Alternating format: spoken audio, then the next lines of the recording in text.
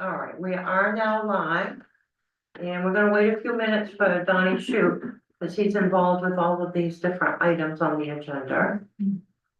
It'll give you a moment, if you haven't read the materials that I sent out, I did, that to people, you have copies on the table. It's number jumps right out at me initially on the summary.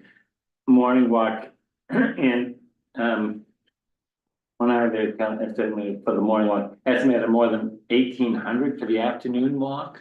It was out of control there. Yeah, I estimated it for the hour. For the, oh, Yeah, how many did I have for the 15 minutes? Cause I had You two had- places I did. You did all these places, and I added them together, because the vehicles were in other places too along there. Okay, And when I multiplied it out for the day, making it less during the evening, it came out to almost exact of what our daily counts were the last time we had in the them, morning, which was 21,000 oh, vehicles. daily, if you Yeah, use the morning daily. count. Yeah, I went and calculated that out, from the 15 minutes to the hour. And then, that was the height of, I think, when things were busy. So then I did calculations from that for unbusy periods. And when I multiplied it all out, it came out to 21,540, which was close to the 21,890 that was our last count. So I think it was right. yeah, It was very busy. The morning was very quiet, as we know. yeah, It was quieter than I thought, but when I would, go down to the store early in the morning at 6 o'clock, before 6 o'clock, everybody comes in to several of the companies here in town. And it's extremely busy for like a 20-minute period. But we would never have gotten anybody down there at that time. Yeah, the second count I did, I also counted like people going into Rennie's, exiting Rennie's, going into Irving's, exiting Irving's, because there's so many Yeah. things there. It wasn't just what passed by in Somerset, it Yeah. was even if they came out or headed to the highway. Or Yeah. I coming mean, out of the grocery near the You credit got them union. everywhere. It's Yeah. crazy. Yeah.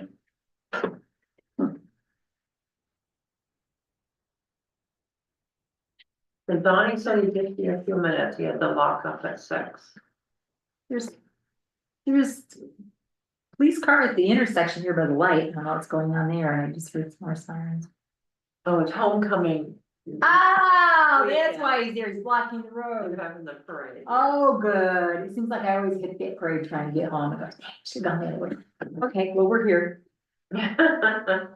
I had to ask a same question Yeah, because I mean, I thought, I looked and said, oh, great. thought, is there something- accident in our four-way stop where we say, high impact areas that are none? Yeah, that's Robbery. the first thing that I thought, 2 fire trucks in there. Police cars, and uh-oh, Yep. I- not a good thing. Okay, cool. Glad it's homecoming.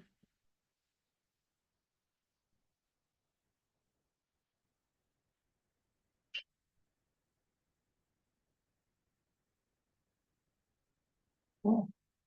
Okay, that's what the tutu is now. Good.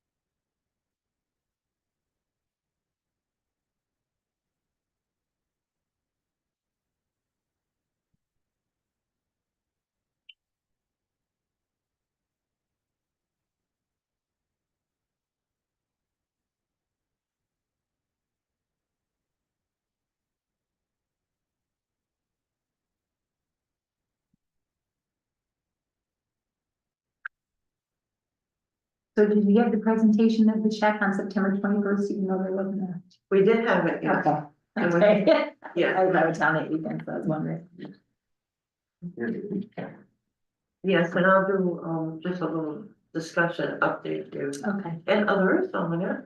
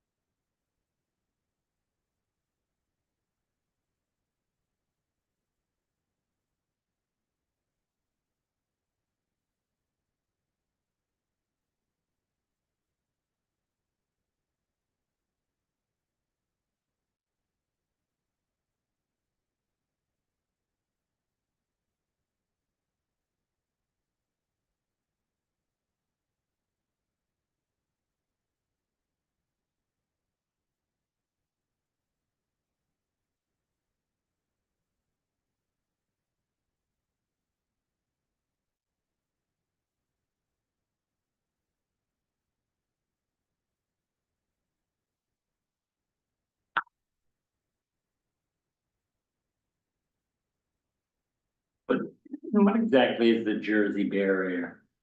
Yes, those are what I was calling barricades. So the Jersey barriers are concrete blocks.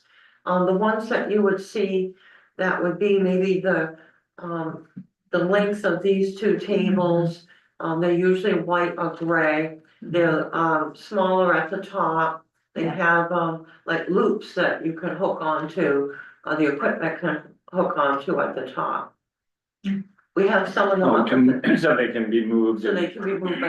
Okay, now, okay. Yeah, so up at the transfer station in front where you dispose of your trash, there's a Jersey barrier. Right, okay, Often there, okay. yes, especially after somebody drove down in there by mistake. The chain didn't work, so we had to put something more concrete there. Yeah, Luckily, he didn't get hurt.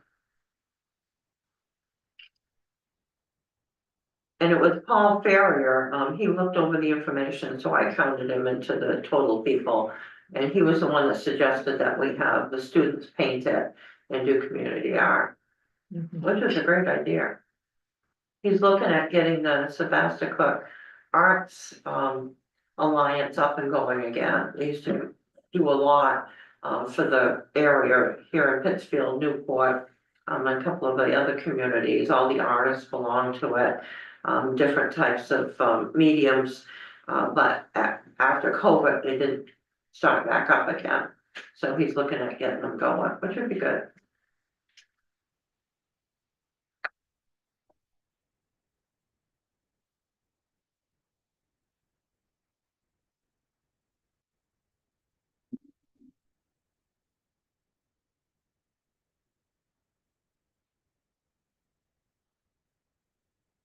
The grass has grown back good down where the turnaround area was in the park. Good. Oh, yeah. I know it's time to apply for grants to update all of the parks. That was something that we were gonna work on. Cause we had land and water conservation grants. We had 7 of them here. We had 2 in Hawthorne Park to update everything, but all of the infrastructure is getting older again, you know, in 10 years, you need to keep updating. So it's time to apply for grants for those. And we had one in each of the other parks too, to do work. Fenler Park, the one that Eric is referring to, is the one that was new. Because it used to be a mobile home park. Right. And the Elmies donated it to the town and with the Fenler family, and it became Fenler Park. And very Yeah, I nice. remember when it was trailer park, a lot of not so nice people lived there. Yeah, they wanted to shut it down, so They gave the property to the town after That's they good. had the mobile homes removed. That's kind of good because there were a couple people that were the nicest people in there. Yeah, that's too bad. All right, our clock is gone. Every time we get a clock and put it up It there, didn't work, it but. has electrical problems. There's something behind there that we think is affecting it. Cause I used to buy really inexpensive clocks, but then I bought an expensive one, relatively, and it died too. It has nothing to do with the batteries, but there is equipment back there. And so we think it affects the clock. Hmm. And we've moved it other places. People really seem to want the clock up there. It's time, I gotta watch, 6:15. Yeah, and I don't have a watch because unfortunately, mine all break too due to electric current for some reason. Oh, okay, you can't, I'm one of those people. I had a friend the same thing, she could not, she would kill all the watches, something I in know, your body. I've had over 22 watches. I said, I gotta stop. Even a manual, if it's not battery operated, you know, the old wind-up watches. I had one of those. That was the first one that went. All right, never mind, you're Thank just you. special. I even tried to pin it and that didn't work I either. forgot, I had a friend that happened to, yep. Have you I- tried any of those Dick Tracy watches? No. It probably would, the same thing would happen. Oh. Yeah, it used to be when I was at the Herman Town office, I had really long hair that I could set on. And a lot of it before it got caught in the weed whacker and everything. And I walked past the copier and it would go berserk and not work properly Huh. and everything. So I had to watch, I had to. I put my bet, hair- it's I like, had to all put right, my get hair- over there, don't come near this copy machine. I needed it. Yeah, I had to put my hair up, so that didn't happen. Well, let's begin because Donnie will be here and I wanted to make sure he was involved in all the discussions because he should be. All right, so this is the recycling committee meeting scheduled for October 10th at 6:00 p.m. We waited a little bit for Dawn Shute, our recycling transfer station coordinator, also highway or public works director to attend as he works at the transfer station until 6. So we usually wait a few minutes and he'll be along. I'm Catherine Rose, the grant administrator, and we'll all introduce ourselves. Ellen Sidusky, Scott Jones, Pittsfield resident and on the recycling committee. Eric Gross. Very- Recycling committee member. Yep, very good. Our members, Paul and Chris Ferrier, unfortunately are sick. And they plan to send in some comments on everything next week, early next week. And Lucy Treadwell, who's our volunteer, was unable to attend and I'll be checking with her. I know she's very busy. She's the head of the Senior Citizen Club now. She got a promotion. Yeah. Well, very good. The first item on the agenda are the meeting minutes. Did we have any changes or revisions? good, All right, good. Let's have a motion to adopt them in a second. I would for a motion to adopt minutes as written. I'll second. Thank you. You do. All right. We don't have any changes, so everybody can vote. You're a majority. So you can raise your hand. Aye or aye. All right, great. The minutes are adopted. For old business, our next item is reuse center announcement and timetable. And under the reuse center, number A is T-Mobile grant celebration. So we had a nice grant celebration, a little smaller than we originally thought we would, but our event got moved. And we had our invitations came from T-Mobile. Pittsfield, you won. T-Mobile is investing 25 million into small town Cool. revitalization projects over the next 5 years, and we were selected to get a grant. And we have a huge check upstairs, the length of one desk and a half that Cool. is made out for a lot of money. And so You're hopefully, giving us 25 million? no, 25 million for everybody. Okay, well, I was like, whoa. We got Yes, 21,000. if we were, we wouldn't be here. Yeah, maybe. I'd probably be in Kokomo right now. Okay, gotcha. but I'll pass that around so you can see. It's great, yeah. Our invitations had gone to, another community whose name, was almost similar to ours. That was one of the 2020 that was chosen. And in addition to the hometown grants, in which they are going to award 100 grants to towns and organizations a year, they have a lot of other programs too, which they wanted me to just mention briefly. Our grant was one of the 20 selected of over 650 grants that were sent in for that due day. So we were very fortunate. And those hometown grants can go up to $50,000 each. They also have programs about Project 10 Million, which is an initiative aimed at closing the homework gap by delivering internet connectivity to millions of underserved K through 12 students at no cost to them. They have a Little League call-up grant, which is dedicated to helping families in need by covering local Little League registration fees, Huh. which can be $60 per child. So Wow. if you have 5 children, that can be difficult to come up with. So they believe that every child should have the chance to experience Little League. And the last program that they have along with the hometown grants is military and veterans. They have a longstanding commitment to their military and veteran families, and they reaffirm their dedication through increased hiring commitments, new career assistance programs, and community support initiatives. So T-Mobile does have a lot of different programs. They also have one they mentioned in which they assist high schools with their football teams and activities. So we're gonna check into that one and get the information to Maine Central Institute.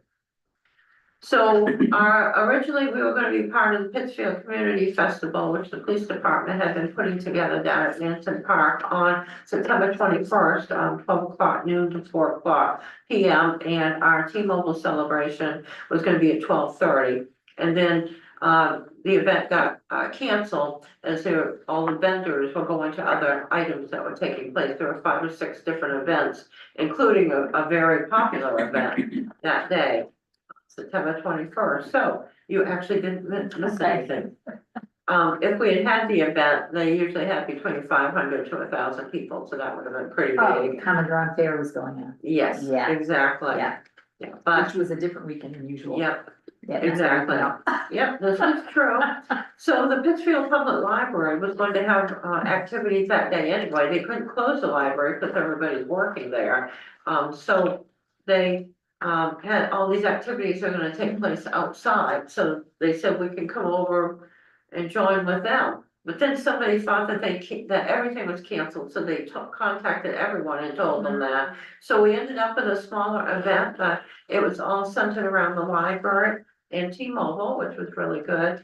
Between everybody that came in and the people that showed up near the very end when we were packing up, and including ourselves, we had 50 people. 49, 50 people. So that was good for an event that got canceled more than once. On the fly. But we had, and popular with the children was Wes, who works at the library, used to have a magician company. That's how we met him first. He would go around and do magic shows. But once you hit COVID, after that, there wasn't a lot of need for that. People didn't have a lot of money for that, so he applied for a job and works at the library, like with the children, many different types of activities. So they gave away a free bookmark and crayons for each child. There was a car seat demonstration down in the back parking lot by the back of the Elks Lodge in the town office that was involved with this. Magic tricks, balloon animals, and a lot of free giveaways. We bought things that children would like, little treats that children would like, and some items for the seniors, because some seniors came. Little books you can write your information in instead of using a computer, because a lot of people like to do that. And I have, from the 6 bags of things I started out with, I have just less than 1 bag left. So I'll donate that to another project. And so that worked out really well. And T-Mobile sent 4 people. At first, they were gonna just have 1. They sent 4 of their representatives. And we had a good talk about all the different programs. They really liked the cake that we had. I'm gonna put a little collage together, and I thought it might be nice to put, like their photo with the recycling committee in the newspaper. Cool. You know, the Rolling Thunder, which is a thank you to T-Mobile for the funding for the grant. Yes. Now, they said that they had sent the money, but I don't see it receipted in yet, so I'll be checking into that. Checks in the mail, yeah. Yeah, well, unfortunately, the checks in the mail often get lost someplace in the post office, unfortunately. Or it might be in a different account. I don't do any of the posting and anymore, or check anything. But the check may also not have come out too. So we'll do some checking because we want to order everything.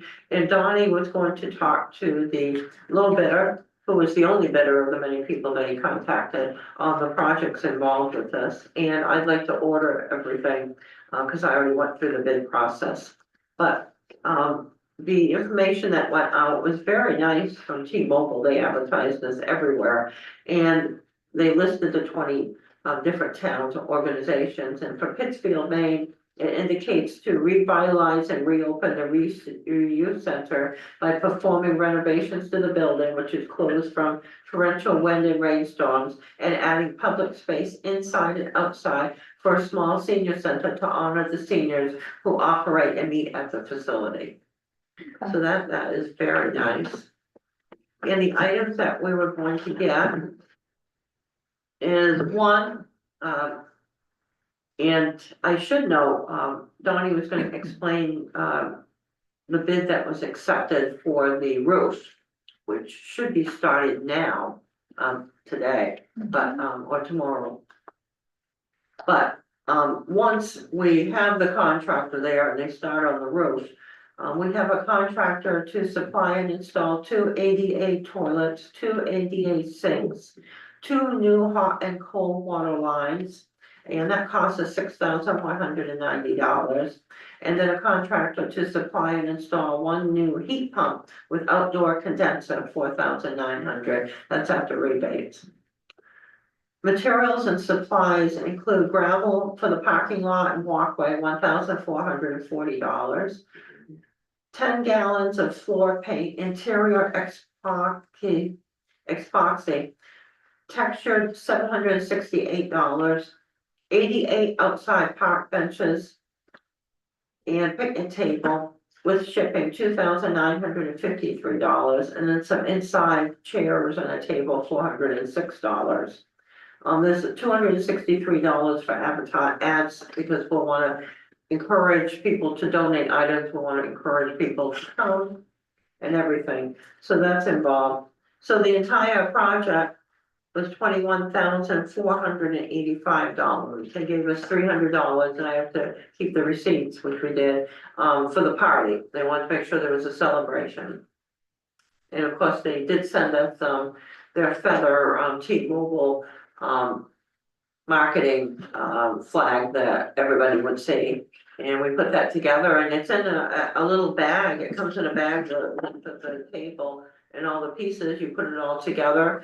And then and it's big, and then once you're done with it, you put it back in the bag. So at some point, we don't need it anymore. We drop it off at a T-Mobile place.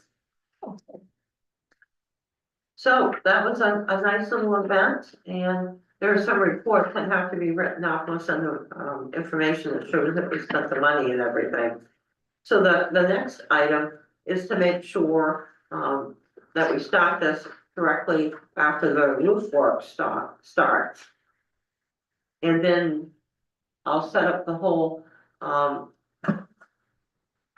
outline or a list of timetable, the different steps and everything, because some of the items will take longer to get here than others, but there may be some items that we'll just want to store inside because it's getting kind of late in the year. We may want to put the picnic tables and park benches inside the facility, or the public works garage, because they have to be put together and everything, or we may just want to put them out there. But we do need to spend the money before the end of the year and shut the project down and everything.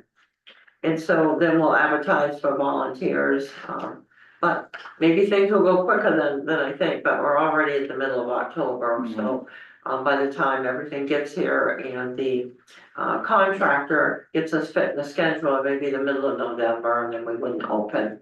But that doesn't mean we couldn't get items donated to us, because people Yeah. have a lot of items that they really need to take someplace, and some of the other facilities are pretty filled up in the area.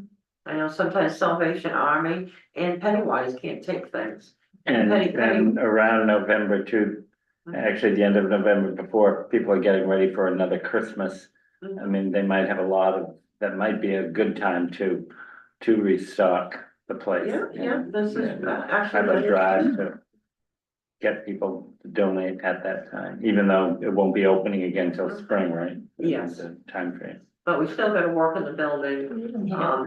Yeah, we have to, the heat pump will help, but it would still be quite cold there. Right. But, we'll see how much we can do. Well, good, when Donnie gets here, we'll double check and make sure that we're all set for the contractor, cause it's supposed to be able to start. And once I know that the contractor is there, then I'll, fill in the schedule, and then send that out to all of you. So that we'll be up to date. Anything else we wanna say about the T-Mobile grant? I think we were very, very fortunate there. We were in, with, some of the communities that were like 40,000 people, 100,000 people, and then, you know, in Pittsfield. Smaller. Second item on the agenda is the new reduce, reuse, and recycle projects, the new brochure and the upcycling links. I did submit those to be placed on the website, and they're not on there yet. And so I'll follow up on that again. I think it is important that the brochure be on there. People can check on items, especially new residents will go to the website and want to look at that. And the upcycling links, it's so much easier for people to click on there than to have a paper that they're given and have to type it in. And the upcycling, which was Paul Ferrier's idea, does have some really interesting projects that people can do. So instead of just recycling, you'd be reusing the items and scaling it up, called upcycling. Number 3 are our grant project updates, and I'm happy to announce that on the Climate Resilience Partnership, we filed that paperwork, and in just a few days, everything that we had done was accepted, and we're now a member of the Climate Resilience Partnership, and we can apply for a grant. So at the same time, the grant announcement came out, and fortunately, we are now able to apply. It's not 50,000, they have more money, so we can apply for a grant up to 75,000. That's cool. That is cool, absolutely. And the grants are due in the middle of December. Because there's so much grant activity and so much is gonna be done, if we're gonna do it, we're gonna have to pretty much start now. This one's a little bit more complicated. Oops. But the projects that we were going to do was, one, talk about how to put together, these following items that would be part of the grant, so we could get funding to do them. One, conduct a community vulnerability assessment to identify climate risks and vulnerable populations. 2, adopt a climate resilience or climate action plan to deal with all the different items that we come up with. 3, review options for a community alert system, being a warning system, and adopt a process. 4, develop and adopt community evacuation plans. 5, develop a storm debris management plan. And 6, determine how to provide climate change education and then perform outreach. So those are large projects basically, and ones that require somebody that has expertise in the area of dealing with disasters, emergency preparedness and everything. And there are items that if we had full-time staff that did that, beyond, you know, our firefighters who obviously go out and deal with these situations, but would not have time to focus on writing all the plans. So likely we would get a consultant, and there are some firms in the state that do this type of work. And so I expect that that's how we would do this. And so I wanted to check with you and see what you think the vulnerable populations are. We have to start from the very beginning, when we put this grant application together. I have my idea of the vulnerable populations in the community. But I'd like to hear what your ideas are too. Because we'll need to, that's gonna be an integral part of the grant. It's one of their major ranking items, but again, if we're going to do all this planning, it has to help those groups of people. Okay, so is this people that are impacted by climate? Yes, climate disasters, be vulnerable because of, huge rainstorms, weather in which the electricity's out for 3 days. Intense heat during the summer. There were a few days there where it was 106 degrees out. Things like that. Flooding, and you could pretty much figure the areas in the town that would flood. One of the vulnerable populations are people that don't have vehicles. And there must be a fair amount, particularly of, well, probably older, but a lot of individuals that don't, and where we don't have any public transportation. Just in terms of what they had to evacuate in Florida, you think of not, for the people who can't evacuate. I mean, what do you do? And so, but, I mean, I don't know what would be comparable here, but people who don't have vehicles. No, that's a good point. And not everybody drives either. They can have a vehicle but not drive, or have a relative come over and drive them around. I know several people in that category.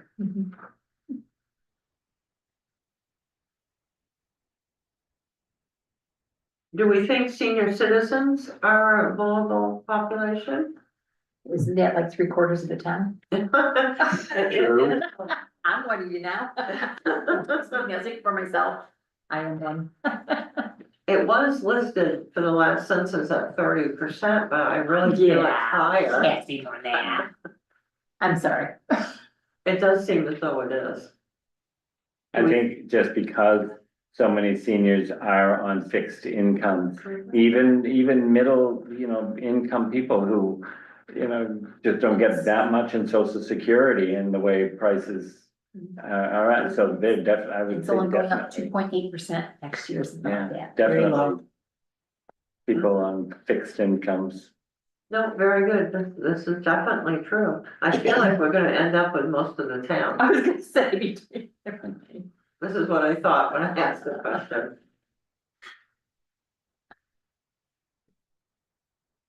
Any other categories? And this shows my own lack of. What's gonna happen to the people that aren't on social media?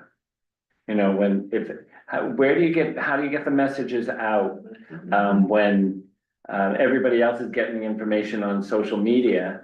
And whatever's happening, I mean, if there's any kind of disaster planning. That's when usually police, fire, they go knocking door to door. I mean, I know they do that now. I know, when there was a potential flood in my parents' house, they knock door to door and say, get ready, you might have to evacuate, we'll let you know. I think that's exactly what is gonna happen and what does happen once you get into the emergency during the ice storm. And in the community I was in, we were fortunate, we had our own emergency management for ambulance. So we had a whole ambulance service that were town employees and volunteers. And we went door to door and we found people that, thank goodness they found them. We had a couple that were under a plastic covering with the, the gas and the kerosene heater and. Okay, yeah. good. Yeah, that, if they had done that, much longer or went to sleep, cause it was so warm under their tenting, they could have died. So that they were evacuated. So that's part of the education. So if they're not on social media, that they would be vulnerable. However, once the power goes out, after a while, most people that are on social media won't be able to get us. No, And I don't do social media. But, yeah. Yeah. And your phone's still working. So yes, we could put that in. It's a question. And that's where we talked about, we have the old fashioned options for the community alert system, you know, the warning system, the old fashioned one we had worked well for in town, but you couldn't reach the out. So what does it mean if you heard the siren? What did it mean? But there was a problem, and I think you had to turn into a certain station, an AM AM station. station, yeah. It was before my time, but I believe, you know, Bernard Williams, who's gonna be turning 80 shortly, would know. Okay. Because they do used to they, do it. do they still work up there? It went off by arrow one day, and we had to figure out what it was and how to get up there, so it does work. At least you know it works. We did know, yeah. It was a short circuit there. Bernard Williams is gonna be He's 80. gonna be 80. and Wow, he That's a still good runs thing around, that it goes actually to works. fires and takes care of the fire scene and everything. Yeah, Wow. so that whole issue on how we alert people is an important item, that's why we need some help. All of us don't know, including the emergency management people, they have ideas, but.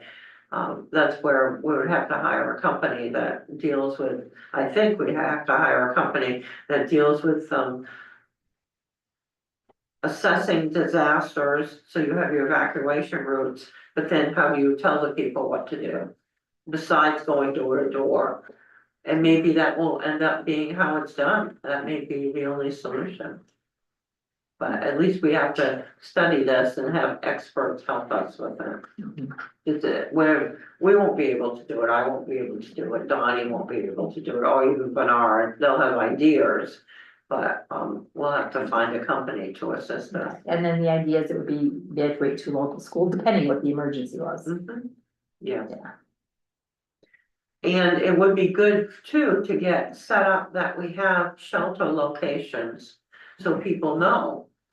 For example, if the warning siren went off and it only goes off when you need to, that you need to go to an emergency evacuation site, we would know where to go. So this is what we need to get set up and everything, at least on paper, for planning purposes. And then if we are gonna truly do this, that place has to be equipped, Mhm, cots, things like that. And Yeah. That's a chunk of money. mhm, So where do yeah. you store? Yes, Where do exactly. you store all the emergency stuff? This is all part of the plan. Yeah. All right, but this is very helpful. Do you think that people in mobile homes are vulnerable? Yeah, to hurricanes and windstorms. Yeah, to that type of, we did have what you would call a hurricane come through here. Back in 1992, I believe. I think it was Hurricane Bob. And then you had a storm, tropical storm, like 4 summers ago. That was something else, trees were down everywhere. Do they have statistics on percentage of housing that is, trailer or, manufactured housing? Yes, in the census, that information is listed, Yeah, so we can get that. Yeah. So I did. I would think that there would be, there's so many spread out through the countryside, Mhm, that I would think it's a significant portion of the population, it is. I mean- Mhm, of the housing. yeah, definitely. But, for some types of storms, those would be vulnerable. Anything else we can think of, children or? I think it's everybody basically. Well, part of it is, everybody without their own generator Yes, who can't afford one. is, Yeah. vulnerable because, even in town, I mean, we lost it for over 3 days Yeah, just I know. before Christmas. Mhm. We had a generator, but it wasn't working, so our neighbor, Yeah. we traded, we put it in the middle. had an extension cord to just keep your refrigerators going, and we I don't must plug it, say- they would use it, they're very nice, It's but. really annoying Mhm. when you think with no power, it would be so peaceful No, and there are just enough generators spread out through the neighborhood that that's all you hear. Yeah, it is. yeah, Ah, if they had gone down much longer, I was going to evacuate, it's getting a little chilly. Yeah, and 2-3 for days. some people, like I can't get mine going, I have to find somebody that, Hmm, I mean, it's supposed to be electric start, but you still, you still have to. yank all right, it. it's not just me. No, I haven't even tried, I know, but I thought of that, but like I said, if you don't maintain, you haven't used in years, it's like, yeah, it should work, doesn't work. Well, great. Not good. It's like the snow blower every year. Yeah, I do test mine, but I need help getting it going, but yes, without a generator, if you can't afford one, that's definitely an issue. Mhm, yeah. All right, well, we've got some good categories, also, I think they asked about not only vulnerable, but disadvantaged, and this is because it's coming from the federal government. All of the grants that we applied for with the, Inflation Reduction Act asked that the grant applications, address how you're going to bring in and assist those that are disadvantaged. So I have, viewed this as everyone that is in the low income housing that we have. Everyone that is in the senior citizen housing, and disabled housing. And so that there are 6, housing facilities here that cover that.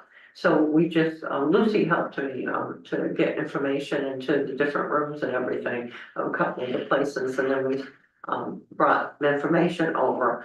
So we also, utilize the population at MCI for the students that come over from the other countries, and they're not disadvantaged, but they are, not part of the mainstream, so they're not involved with our activities. So under the definitions that the federal government uses, they fall in that category. So we send information or drop information off to MCI, and it's because you're not in the mainstream. It's considered that you're disadvantaged. It doesn't mean you don't have enough money or anything. But you fit in the category if you're seniors, if you're low income, if you're, of groups that are not in with the regular population. So I had to write a lot of grants that way to figure out, for the trail grant that we wrote, that was a national grant. I had to figure out the populations that would fit into their category. Sometimes they call it distressed, but they give us a definition and then you figure out who's involved, which is a lot of people. So for this one, for vulnerable, people that don't have vehicles, people that don't drive, because they have to get somebody to drive their vehicle, senior citizens on fixed incomes, which can include even people, that are in the next category up, just simply because of how much everything costs. People not on social media, how do we get the information to them? Mobile homes for certain types of storms, and those without generators, obviously, so those types of storms where the power is out and it's cold. We were fortunate when that big tropical storm came through and the power was out for several days in my neighborhood, 3 days. It was really warm out. So you didn't have your air conditioning, but you were fine, basically, if you didn't have much food in your refrigerator. All right, so that is very helpful. So I will get some quotations, so I've got an idea of how much it would cost to hire a consultant for, this type of work. And so we have no cost share. And we have a whole number of projects that sound good with the application deadline of December 17th, but I want to get that done sooner than that. And I should note that, my position has been cut from the budget, so next year there won't be anybody doing grant administration. I did plan to work for the town in 2025. I was Okay. staying on to help out with the transition to a new town manager and dealing with all the grants we had. We had millions of dollars of projects ongoing. I didn't want to dump that. So is there anybody, any good grant writers currently employed that can do it? No, So that's it. yeah, so I I, do a great job with that, but it Thank is, you. it is a niche to be able, I mean, Yeah. whatever that word is to. it is a niche. Ah. So, I found out about that like right before the council meeting, because I saw the budget online. So I went to the meeting and, just explained that, we should put something in the budget, even if you had consultant fees Yeah. or something. And I explained that the department heads would not be able to take over all these projects. That's why I did them in the first place, years ago. And then we have quite a few grants going, more complicated ones than usual, because it's the Inflation Reduction Act that brings all the money down from the federal government, and it has a lot of requirements. So this will be interesting. So I was hoping Donnie would be here. I really want to get the T-Mobile grant done. Because we can get it done. We can buy the items and store some of them inside. We can get the materials to us that people have at their homes that they'd like to, donate. And we can get going in the building once the roof's on. We don't have to have everything done. And maybe that's fine. We can hear about the roof. That's been the item that, has deterred us from getting everything done. But maybe not. So at least that was good news on the community action grants being increased to 75,000. So I'm gonna figure out if I can get that done, very quickly. So the next item I'd like to know, unless anybody has any, questions, is the AARP grant, because that's one that we can finish too. So in front of you, you have the results of both of the walks that we went on, which was 9/9 and 9/16, and I combined everything.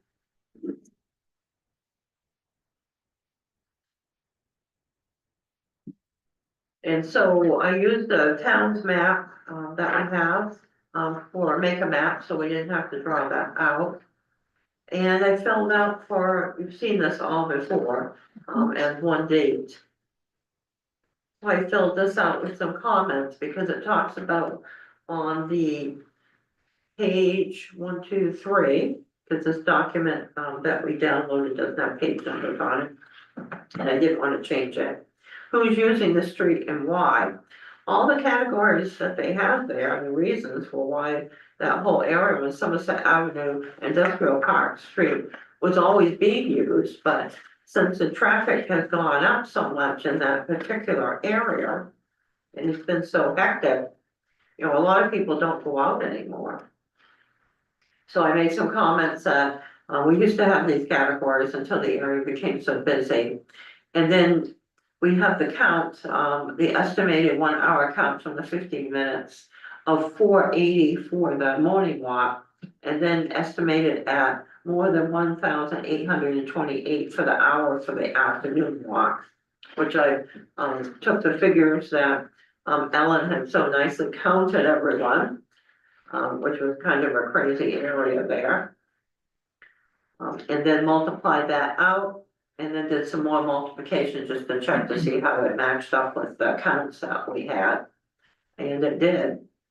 Pretty good. And so are we okay with that page? All right, and then the next page is for the sidewalks, streets and crossings, which would be page 4. It states it's for a single location audit, but I put underneath there, used form for Somerset Avenue only. Because Somerset Avenue is different than Industrial Park Street. There is no way to combine these here, because we sort of had a whole big walking audit. And so this is filled out, the same as the first one you saw for 9/9, basically. We definitely, have a sidewalk in areas, the ratings for the street were pretty good. We didn't have any pedestrian crossing signals. And then what would be page 5, sidewalk, streets and crossings, says walking audit on the upper right-hand corner. I put used form for industrial park street only. And so I've got both times listed there too. And it talks about the sidewalk. There is no sidewalk, so those are all not there. The street had a variety of items, some yeses, some no's, some not relevant. And the pedestrian crossing signals, of course, we didn't have any. And so I think that depicts the situation there on Industrial Park Street. It's where we start having all the little narratives that there would be some questions on. So that would be page 6, where it says just sidewalks up in the left-hand corner. And so in combining all the times, we didn't need to fill out the rankings anymore for sidewalks because we already did it. So I've got noted for Somerset Avenue to add a sidewalk on the side of Somerset Avenue by Walgreens, continuing past Family Dollar and the medical center to the intersection with Industrial Park Street for safety. So both groups agreed that should be done, you know, based upon finances, of course. Industrial Park Street, add a sidewalk from A.E. Robinson's further property line to the last entrance/exit at the large mobile home park. And I noticed school-age children have been seen outside of our audit period, walking to school and riding bicycles to the stores. And adults have been seen walking from the park to the stores as vehicles speed by at 45 miles per hour or more. It's crazy out there. Does, when it says to the last entrance exit, does that mean all the way down to, I think it's F? A is the Yeah. first one, and then it's, so that's what, that whole stretch. Yeah. Yeah. Cause you got people coming out, walking up there. What was ironic is when we went on our first walk, we didn't see anybody. In the second one, we didn't see anybody out there. However, I went up that night, like an hour later, and there were like 3 middle school age children out in the middle of Industrial Park Street riding their bicycles. So they are out there, we just didn't seem to hit the period of time. So I think everybody that went on these walks and everybody, because we have a group of people who wanted to go on the walks but couldn't, so I've been sending emails to them in the documents, and nobody's had any comments or thought that we shouldn't ask to add the sidewalk. So there would be on Industrial Park Street, if this got approved at some level, later on and funded, we would add a sidewalk from A.E. Robinson's further property line, which is the end of their property, to the last entrance exit at the large mobile home park, and I could put down F Street.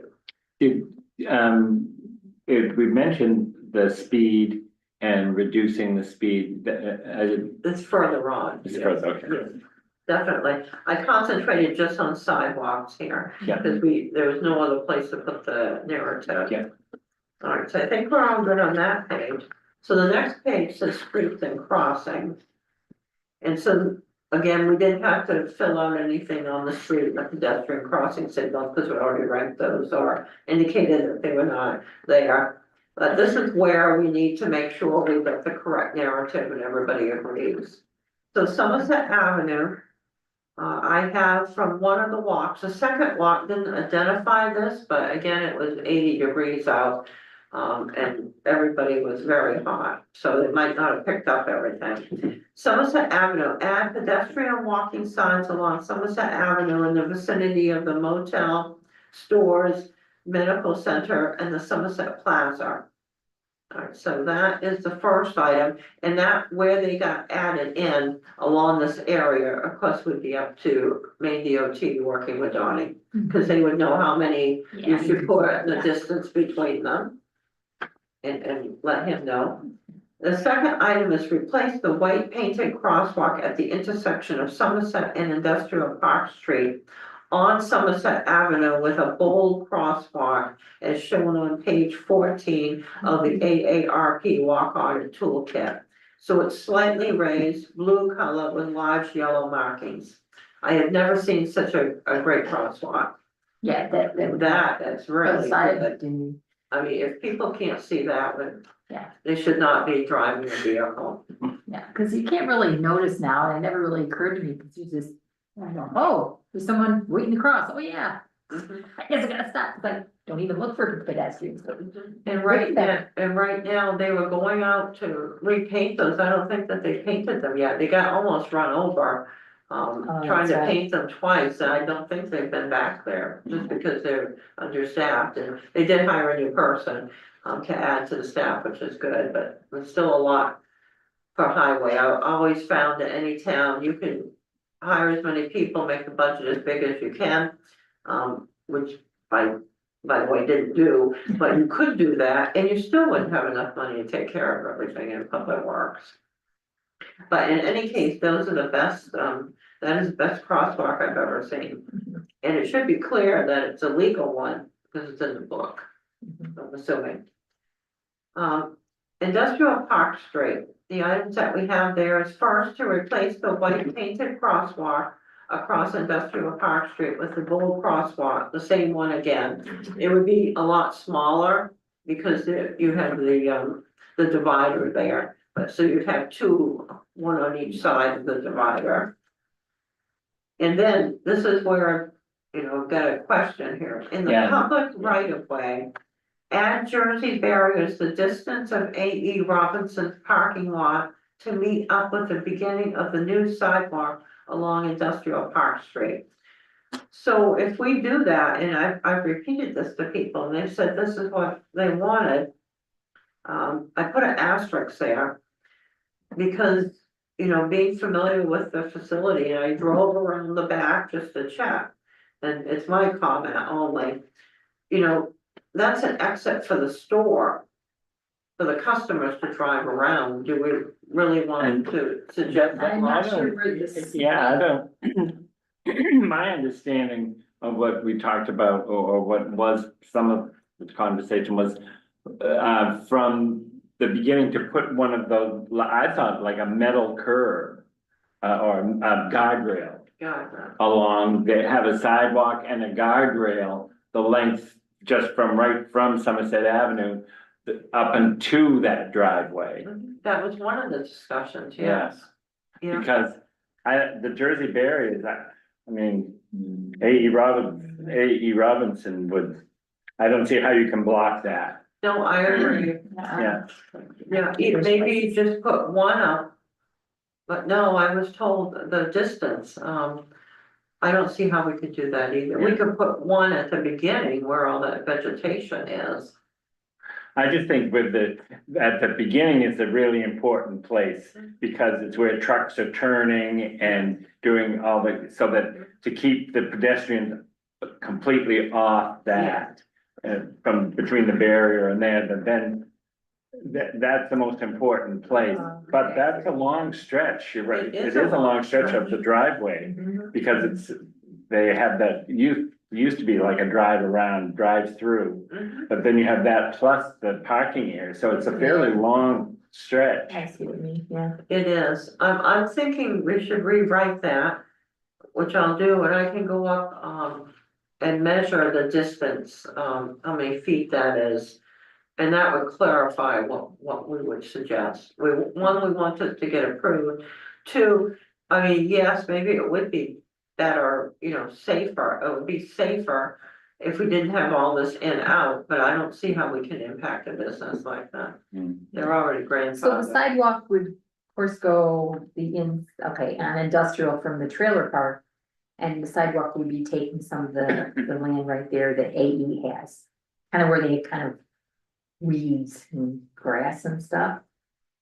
It would be in the public right of way, so But it couldn't take over the road, it'd be taking over where the AE is now. yeah, the road there is a 66, it's a 4-rod road, so it's 66 feet in width, which means 33 feet for each of the lanes. Okay, So I expect it goes, right up to, their area. Okay, yeah, Yeah. because you can't make it any Yeah. narrower for those trucks. yeah. Mhm. So I'm gonna rewrite this so that we got just the Oh, I see request to speak. Jersey barrier will be just where the current vegetation is. And the sidewalk would just go to would start at the end of their property where there's no pavement. Hmm. Yeah, and then head to the mobile home park. Okay. Does that sound right? I guess, I can't quite visualize it all. but Yeah, I'm sure it's good. it is hard to visualize. So where their property, you can drive around the building, you got your parking lot, so right there, and then as you said, there's grass. Mhm. So the sidewalk would start where the rural area is and where the urban, at the intersection of urban is where the pavement is, we'll say, and rural is where the grass is. And start from that point Oh, in the okay. public right away. Okay, gotcha. Yeah, okay, Gotcha. that's what I'm gonna rewrite and send it to Donnie. I think that makes it clear. All right, then we would remove the vegetation that is in that section. And for the Jersey barrier, 1 or 2 that we're gonna have there, I think it may be 2 by the amount of the vegetation. Paul Farrier has suggested that we have students and or interested citizens, he said students, but it could be, interested citizens also.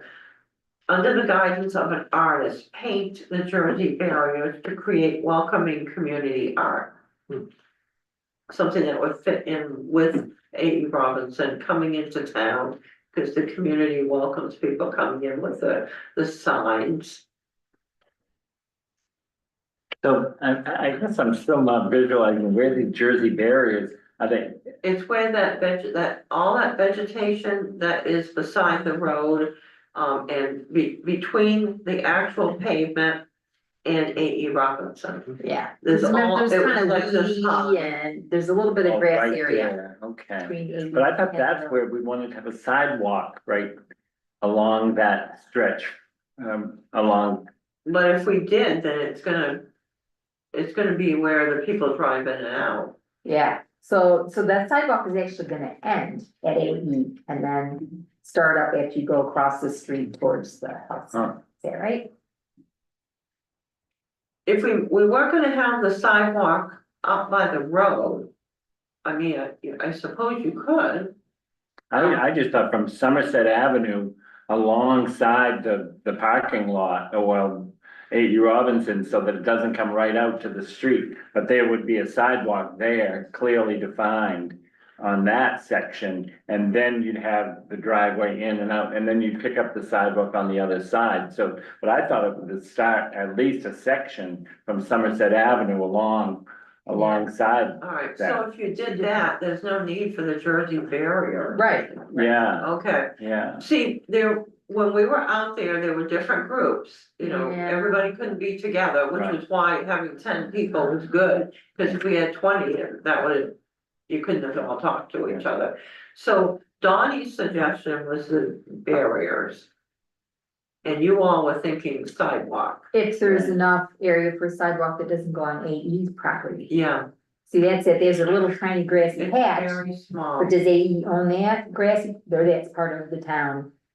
We would have to measure from the middle of the road and get So, the 33 feet. Yeah, sidewalk all the way might be going into their property. But I just figured right there from Somerset Avenue, just up to where Yeah. then they come in, but Yep. that section would be Yeah. delineated with a guardrails to keep it, but from sidewalk and then. But that's how I I know. I envision get the it. conversation, that's all. It needs to be worked out. That plan. All right, What's- Yeah, Donnie what's really Donnie logical. can clarify that. yes, too. yes, that's what we need to clarify that. All right. That little section is gonna be rewritten, so if we can have a sidewalk there, it's gonna be a very short one.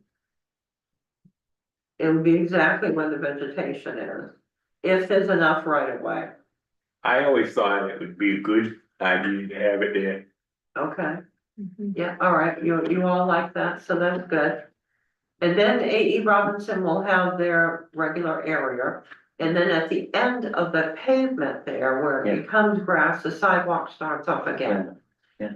All right, so if we have that, the sidewalk would have the guardrail. See, this is how this all started out, and then it turned into the just the Jersey barrier idea. Yeah. Okay. All right, but you all like the sidewalk with the guardrail. If we have a sidewalk, it has to be 5 feet wide.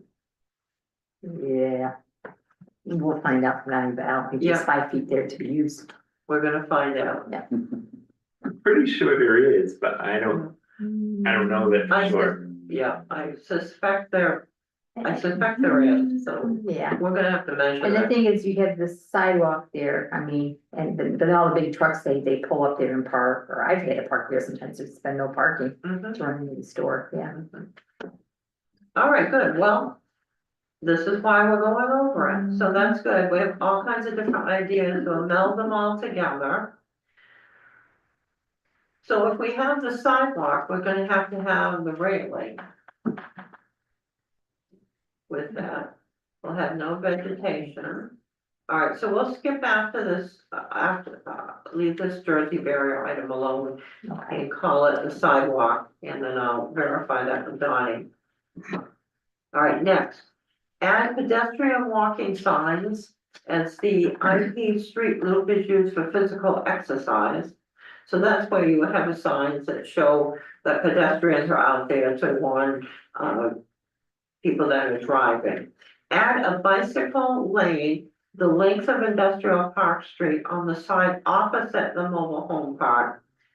All right, so we can add one the length of Industrial Park Street, and that's opposite the mobile home park. And then add a bicycle lane from the mobile home park at the end of the sidewalk for the remainder of the road, because you'll have the sidewalk going down to F Street.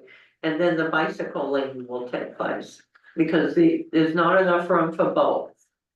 If you have a bike lane, you have to have it on two sides. Yeah. But if the sidewalk's there, I think that would suffice. That's something Maine DOT will have to look at. Well, the bike, technically, you have to be on the road, but that's what we do now. Mhm. Because you can't bicycle Yeah. on the sidewalk, yeah. And typically the Technically. bicycles aren't supposed to be on the sidewalk, but they go on there.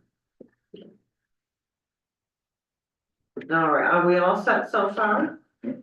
Okay, good. Request a speed limit change again, and I know they requested previously, but state law did not allow it. So we need a creative solution, as vehicles traveling 45 miles an hour along this section of road is dangerous. So would if we could do it, would it just be like where the trailer park is, reduce the speed there? I think that we would ask to reduce it the length, but I suspect we can only do it by the middle. Okay, I'm sorry, that's too darn slow. I don't wanna go 25 around the whole thing. I might as well go through town. I'm bad. I mean, it's really, really slow for, Oh, I understand. It would. I could see coming, if you do the curve and the congested area, reduce speed there. Yeah, I 25 miles per hour would not be approved for that road. The only section that it would apply to, when we talk to the state, they're exactly correct from reading the law, from what I remember from requesting speed limit changes on other streets years ago. The houses have to be at least 250 feet apart, less than that. And along that road, you have large stretches because there is a lot of area that you can't build on that's wetland. So once you get past the mobile home park, in which everything is very close together, so you meet the law to have 25, the rest of the road does Yeah. not meet 25 at all. Yeah. So we would try to get it at like 35 or 40 or something. It's not gonna be 25. But by the mobile home park, you could have that, and the reason that the state mentioned to me why we didn't do it is all of a sudden, you'd have this little section of 25. And then if it was 45, it just doesn't meld together Okay. to get going, yeah, for Oh, travel. I could get going. Right. Use that. All right, the next item is add streetlights, as this is a popular walking and running route. And it's dangerous at night with people out in dark clothing. Oh, yeah, I I agree. frankly don't even drive through there, I go through town, because all of a sudden the person is right there. Right, and it's so dark if you're coming Main Street and AE with the lights, and then you just go, that road is like dark and your eyes aren't adjusted and. then you Yes, see this exactly. Person walking, yeah, It's not a good situation, people think they can be seen because it's so bright down there. I mean, And I wrote, if streetlights are not practical, add solar security lighting that would turn on when movement is detected. And that was the idea that Chris Ferrier had, so that was a good idea. And we can find out whether that would be allowed in the public right of way. Any changes we wanna make besides clarifying this, Jersey barrier no, to become a sidewalk? All right, so the rest of this. Street safety and appeal. And this is, both of them, and there's just a few items here, it talks about all these things you can add in, but they're not items you would do in a more rural area, or if we were down on Main Street by the businesses, you would do some of these items. So I just put, let's see, items that we would have, yes, on shade trees, we already have those. Grass, flowers and landscaping, and yes, we do have some that looks really good by Dunkin' Donuts. Good. And then buildings and homes that are well maintained, there are some buildings that are well maintained down there. But the rest of these items aren't really relevant, they're not there now. No. Then it asks for impressions. And, you know, for that particular area. I just don't see that, you know, we meet any of these criteria, you might think differently. What would it take to put drinking fountains in the park? Like In the we- parks, yes, for particular for here, we couldn't do that. But yes, in the parks, we did have one. If anyone wants any changes, let me know. All right, and then we got a couple of notes down here, notes or other observations, and I put within the walk audit area is a small section of sidewalk along Somerset Avenue from School Street to the plaza, which is in fair condition. And that's an older section, the sidewalk goes all the way up on one side of Somerset Avenue, but within our walk area, there's just a little piece of it. And then Somerset Avenue has a section of sidewalk along the plaza, which is safe because it's located away from the traffic.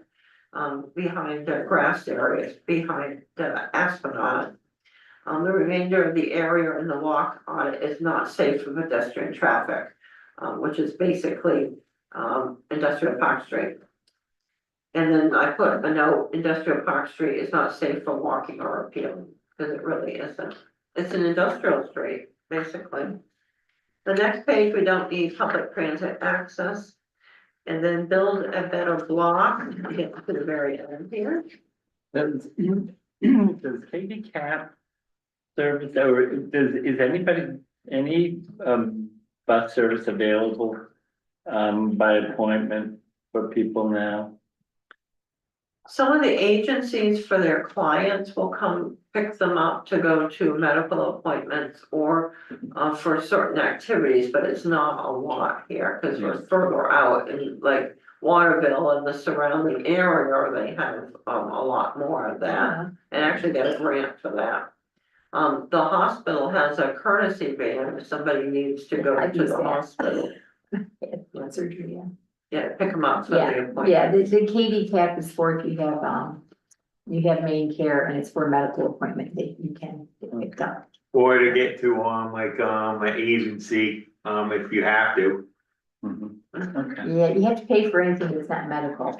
Sometime, I haven't, I don't think, to get to my agency in Newport, but, Okay, not yet unless, I know they're supposed to go down, Cape Cap's supposed to go down the tubes like in, 2025, if they don't get, oh, There.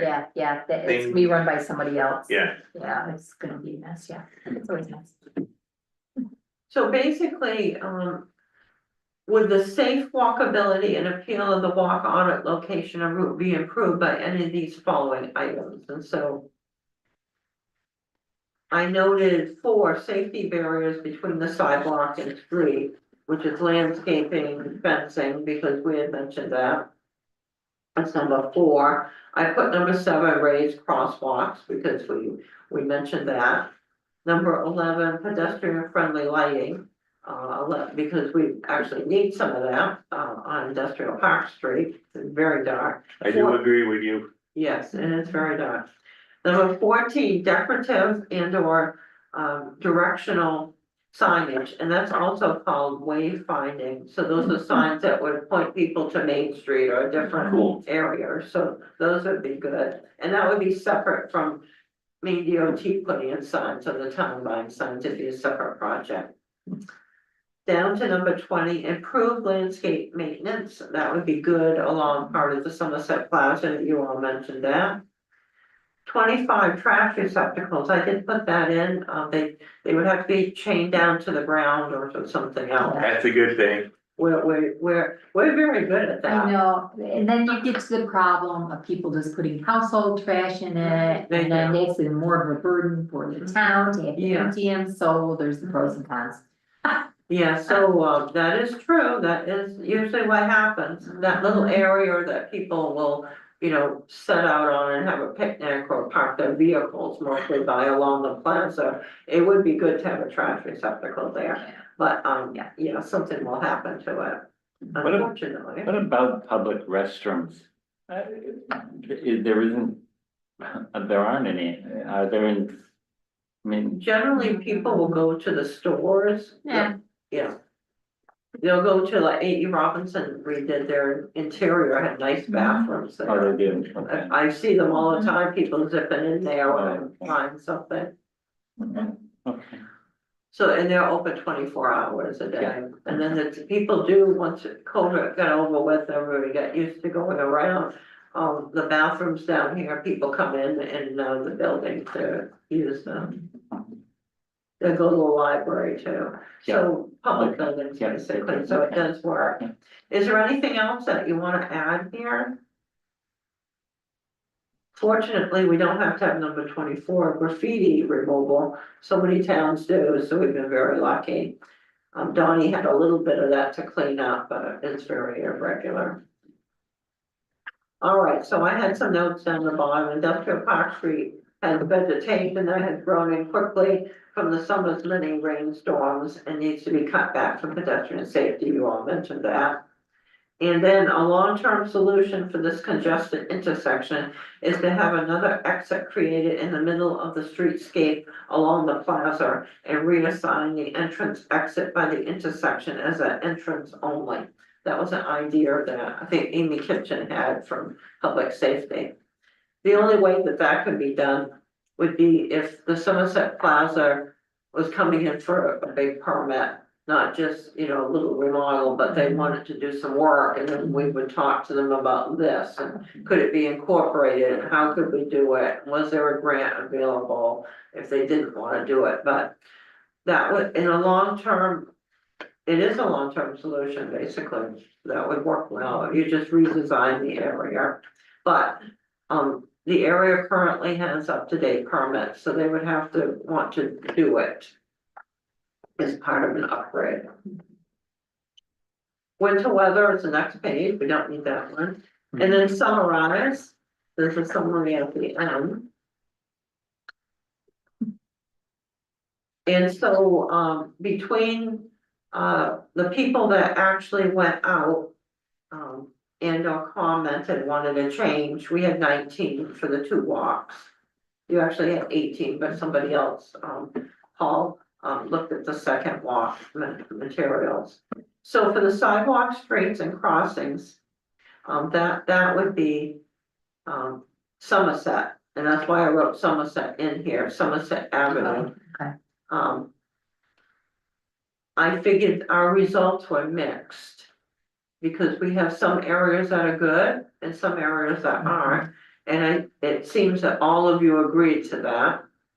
And so this backs up what we have written in the document.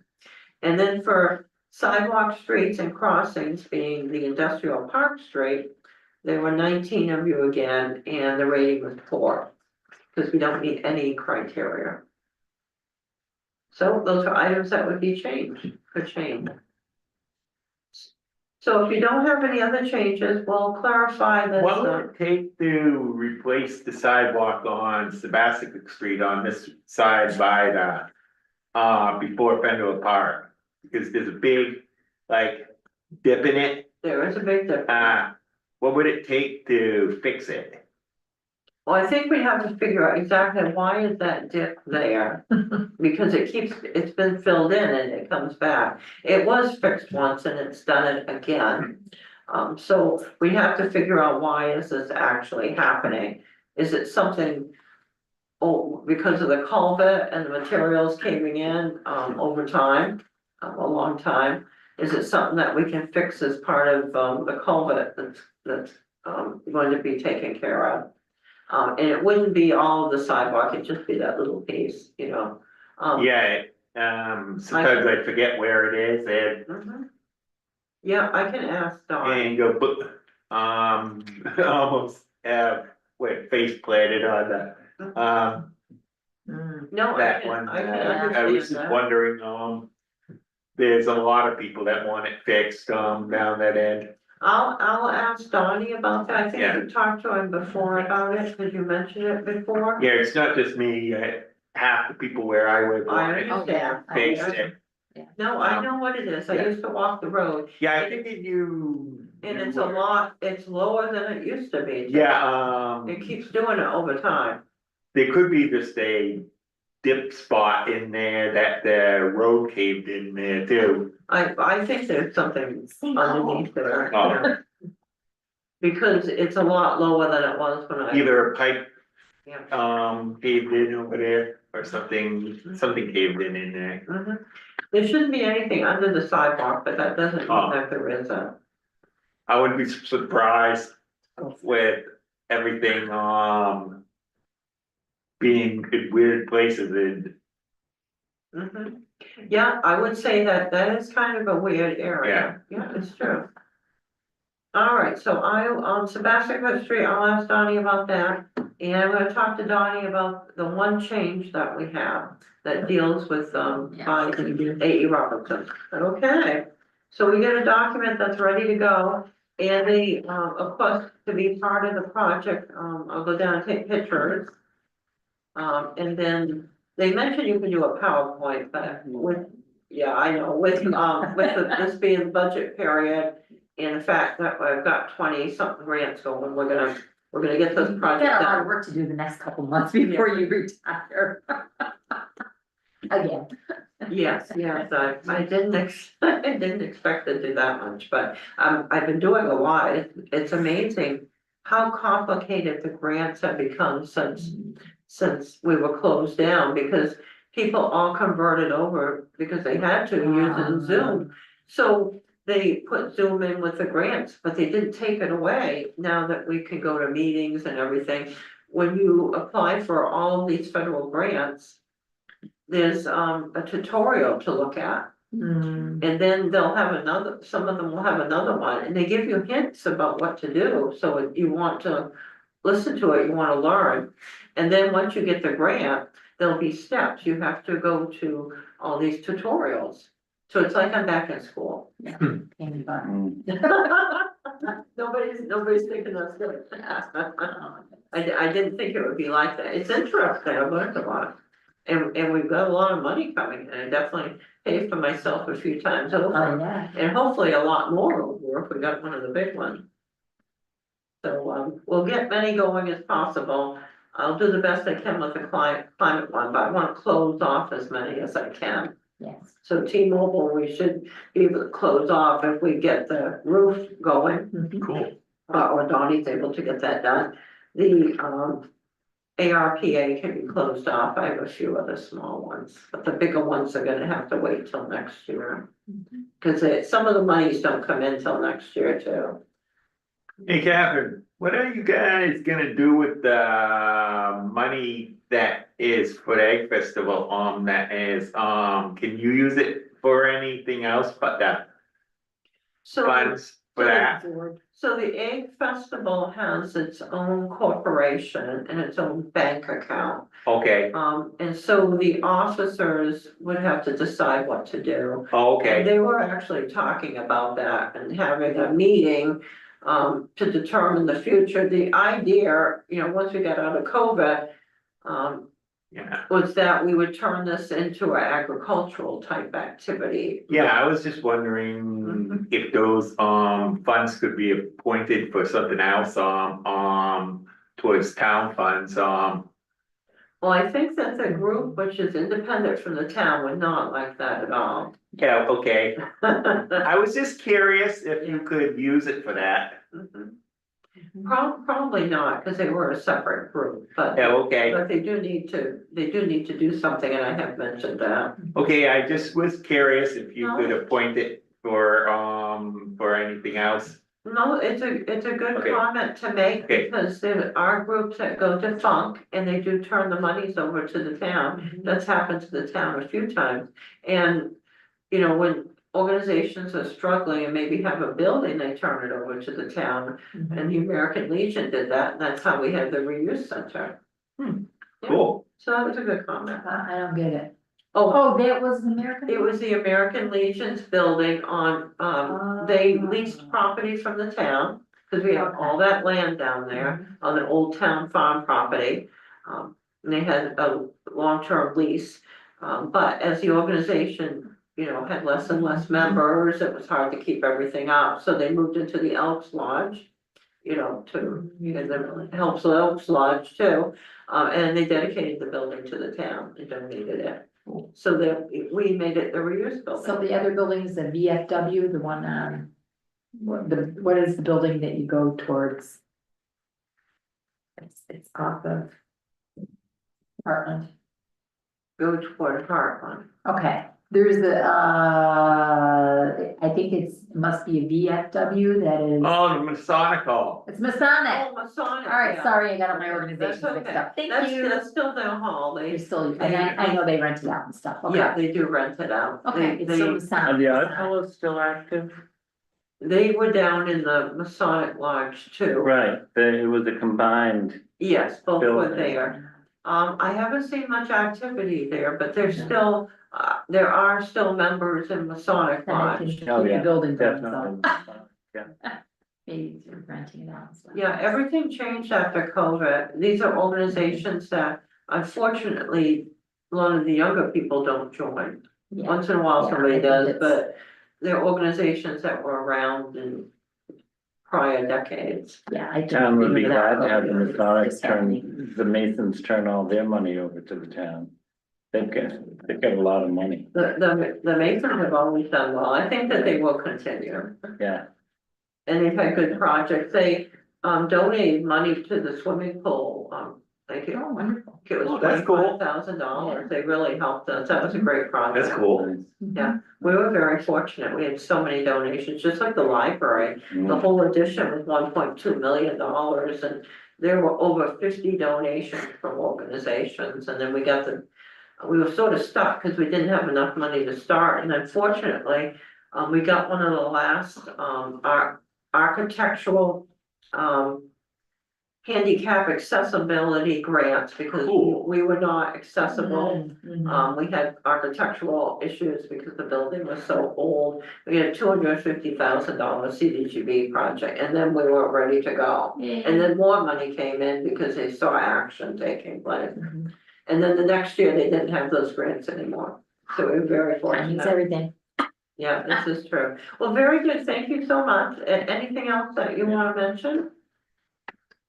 Well, great. I appreciate your help on the walks. I know it was hot one of those days, and but I appreciate everybody coming. That was wonderful. We needed an active group of people involved, you all, and then working on the climate resilience too. If I can, I want to push that forward because I don't want, you to get stuck with that, so. We'll see. Great. Good. Thank All you. right, great. Thank you so much for coming. Thank you.